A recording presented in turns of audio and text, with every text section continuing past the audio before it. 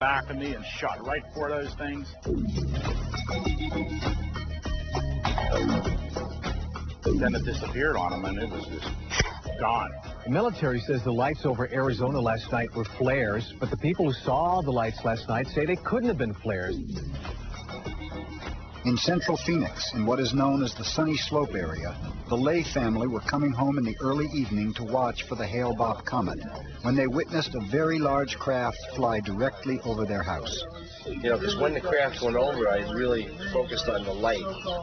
The tip was right out in the street, and the arm is going by, and the end of the arm was at least to that mountain over there. It was 600-700 feet away, with these huge lights set inside of it. And I look inside, and it's like, it's wavy. When you look down the street on a hot day in Phoenix, above the street's like, it's really wavy, and you see everything kind of distorted, and that's what it looks like up inside the middle of the craft.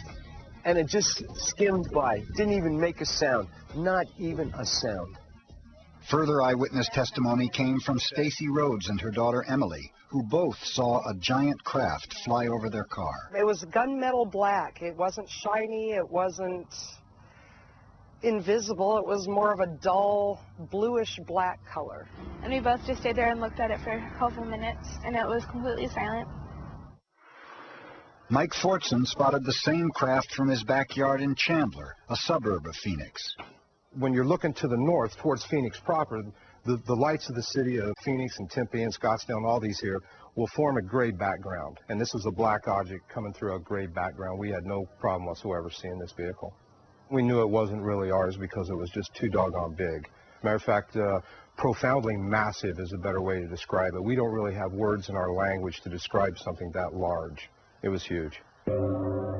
Councilwoman Frances Barwood was approached by a reporter who complained about the lack of response from local government regarding the sightings. What this reporter said was that they had gone to every level of government, including the city of Phoenix, and nobody would talk to them. That this object went from north of Prescott and Paulding all the way down to Tucson, and then was also seen in Wickenburg. And nobody would give them any answer. They either told them that they were not going to talk about it at all, or that there was nothing, that nothing happened. Responding to mounting pressure from his constituents, Governor Fife Symington held a press conference. Oh, I'm going to order a full, investigation of this through DPS. We're going to make all the necessary inquiries, and we're going to get to the bottom of it. We're going to find out if it was a UFO. Later that day, Governor Symington held an unscheduled live press conference to announce that they had discovered the source behind the Phoenix lights. And now I'll ask Officer Stein and his colleagues to escort the accused into the room so that we may all look upon the guilty party. Now, this just goes to show that you guys are entirely too serious. Well, I think everybody pretty much laughed at it. I thought it was really disgusting. He was just dismissing everything that these people had seen and said, just like we're all Looney Tunes. I just thought that was a really improper attitude for somebody in his position. Nobody in state, local, federal, military, nobody wanted to talk about it. They didn't want to interview witnesses. They said it didn't happen. They said it didn't concern them. There was one councilwoman, Frances Barwood. She's the one that spoke up and said, why don't we investigate? And then when it came time for her election, she lost. And the press, the media, everybody else was really trashing her bad. Why is everybody so afraid? And the only thing I can think of is, one, they're afraid of their careers, which, comes to a point of what's more important, your soul or your job, and I guess to them it's their job. And the second thing is the scorn factor. The U.S. military's involvement in the UFO subject dates back to World War II. It began with the sighting by Air Force pilots of mysterious luminous orbs called Foo Fighters, which would pace aircraft during missions and dart away. They fly circles around anything we've got. That strange behavior includes the ability to both hover and move at extremely high velocity, to make right-angled turns at high speed, to go straight up, straight down, all of this typically without any noise, without any visible external engine, without any wings, without any tail. We simply could not do that back 50 years ago. In the summer of 1947, numerous UFOs were spotted by local authorities, airline pilots, and civilians worldwide. By July, these sightings made headlines in newspapers all across the United States, culminating on the 8th of July with the alleged recovery of a crashed disc on a ranch near Roswell, New Mexico. The military were quick to respond. They send agents out all over this area here to try to get information on Roswell. And yet we stood back like fools and said it didn't exist. It was a weather balloon. 50 years after the incident, Colonel Philip J. Corso, formerly a member of the National Security Council, revealed that the weather balloons over Roswell was a cover story for the crash of an alien craft. We had to cover to protect our own installation because they tabbed us as kooks and they destroyed our organization. You had to understand what was going on in the government and the climate of opinion, though. So, discretion better part of valor. We just kept it to ourselves. Only some certain people know about it, head to head, brain to brain, no paper trail. Although the official position claimed that UFOs didn't exist, this secret memorandum written by General Nathan Twining suggests otherwise. The consensus expressed by the Air Materiel Command was that the phenomenon reported is something real and not visionary or fictitious. The memo continues. There are objects probably approximating the shape of a disk of such appreciable size as to appear to be as large as a man-made aircraft.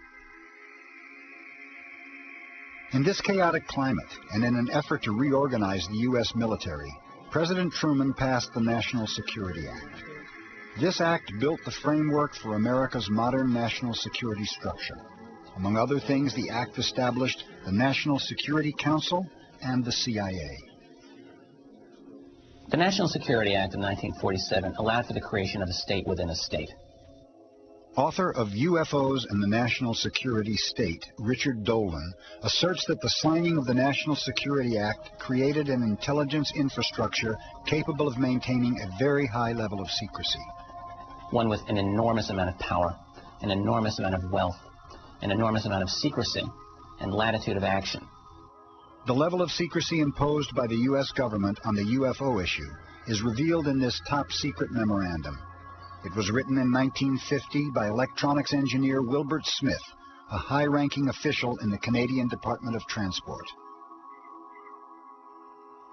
After a meeting with a top government scientist employed by the Pentagon, Smith was informed that flying saucers exist, and more significantly, the matter is the most highly classified subject in the United States government, rating higher even than the H-bomb.